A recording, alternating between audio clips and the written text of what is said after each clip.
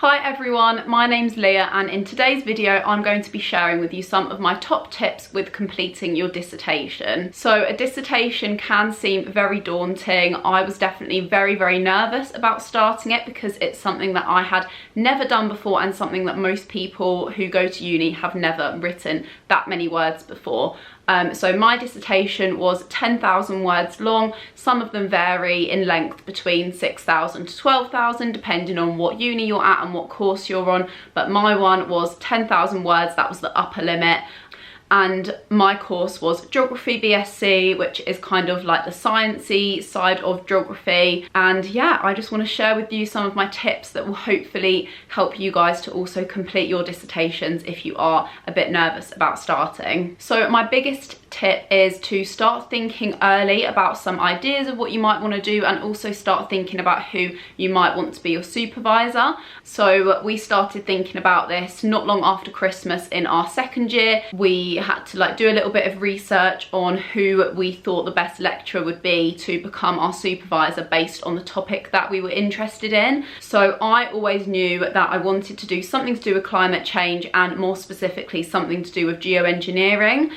Because we learnt about it in first year. I found it really interesting and I decided that I wanted to go deeper into that. So I had in my mind right from the moment that we were asked to try and find our supervisor, I knew exactly who I wanted and I approached her. She was the lecturer who had taught us about geoengineering in our first year. So I already knew who I wanted. If that isn't the case for you and you're not 100% sure, then do a bit of research. You can talk to different lecturers before you make a final decision. So I would just kind of have a read of some of the papers that they've written maybe. I went and approached the lecturer that I decided I would like to be my supervisor. We had a chat. She was very happy to supervise me and then we kind of went from there and then began thinking of ideas together. Don't be afraid to ask for help with coming up with a title for your dissertation. Most people will get help from their supervisor when coming up with their actual idea. It's good to have a general idea of what you might like to do, but your supervisor will be key in kind of narrowing that idea from something really broad that maybe you had in mind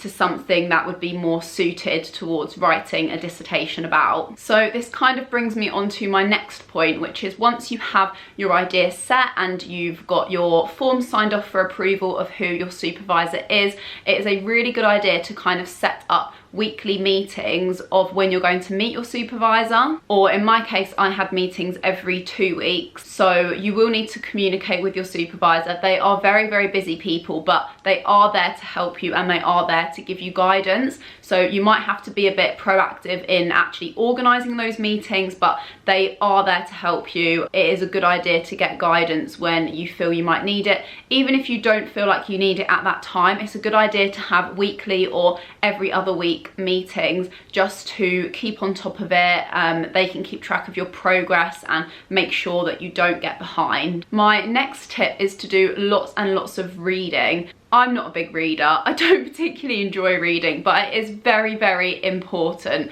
to do your research, find a few key papers that are going to be absolutely vital for your dissertation that you might keep referring back to, and make sure once you find a particularly good journal article, a book, whatever it might be, don't lose it. Make sure to make a note of it. So it would be a really good idea maybe to create a spreadsheet on Excel. So you could have one column that says the authors, another one for the title, another one for a bit of a description about it, just to keep on track. The last thing you want is to find a really good article, and trust me, I have been there, and you don't make a note of it and then you can never find it again. And this goes hand in hand with my next tip, which is to reference as you go. I found it so much easier to reference as I went along. A lot of people will leave it all until the end, but personally I think it makes it so much easier to keep on top of it. You get in the flow of it rather than kind of forgetting how to format it and trying to put them all in the right order, format it all properly right at the end. It just saves you a lot of last minute stress.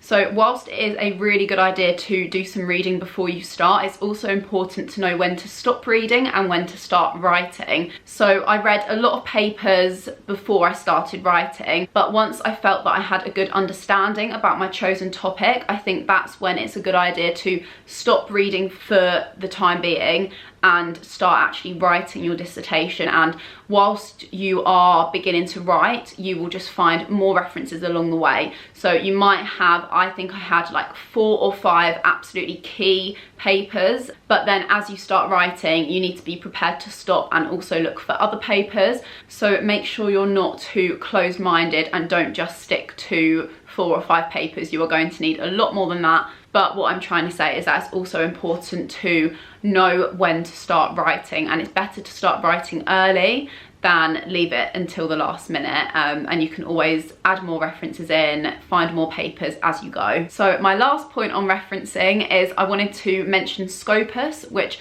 is a really helpful website where you can search for papers, and once you've found a paper, you can kind of do a forward citation search, which means that you can basically find papers that have used that paper since it's been published. So it's a really good way of finding the most recent papers to do with your topic. So for instance, I had a key paper that was published in 2014 that I referred to a lot, and I found this paper on Scopus, which meant that I could then see what papers since 2014 had referenced this one, and they quite often were about a similar thing, and I ended up using them. It's a really good way of getting recent papers. So I had a lot from 2020, 2021, and this will really impress your supervisor. It's always a good idea to have at least a few very recent papers. This could vary on your course, but especially for me, because I was doing my dissertation all about climate change, it was obviously very important to have the most up-to-date information. Otherwise, if I'm referencing papers from 2000, that's quite outdated for a topic like climate change is changing very rapidly year on year. It might depend on what your dissertation is about. Obviously, if you're doing maybe a history degree, then you are probably going to be using a lot of older papers compared to me who was doing climate change. My next tip, which is a very big one again, is that if you are doing a dissertation that involves data collection, whether that be surveys, interviews, focus groups, start as early as possible. I really wish that I'd have started even earlier. So my dissertation included data collection in the form of online surveys, and I didn't realise that this was going to need ethical approval, and I didn't quite realise how long that would take.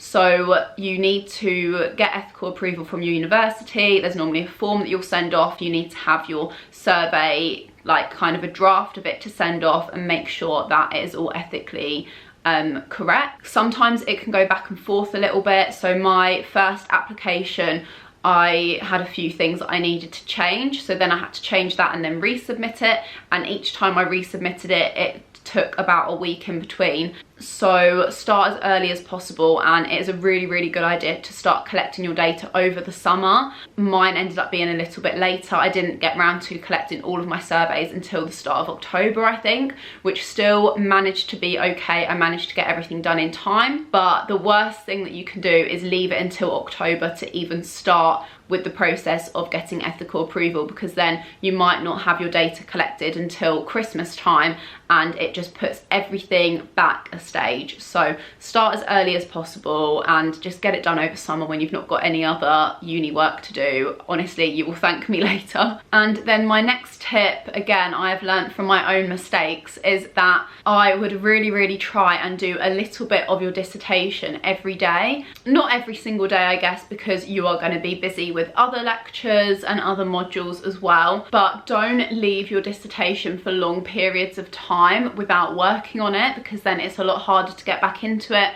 So over Christmas, I, to be honest, completely neglected my dissertation. I did absolutely no work on it for 4 weeks, and then when I eventually did get back into it, I found it so much harder, and I just found that I was putting off doing it again because I was nervous about starting it again. Whereas if you were doing a little bit, maybe 3 days a week, then you get that momentum going, and once you keep it up, it just makes it so much easier to stick with it. It might also be a good idea to create a timetable. Our dissertation counted as 2 modules, which meant that we only did 2 modules in semester 1 and 2 in semester 2, like 2 actual taught ones.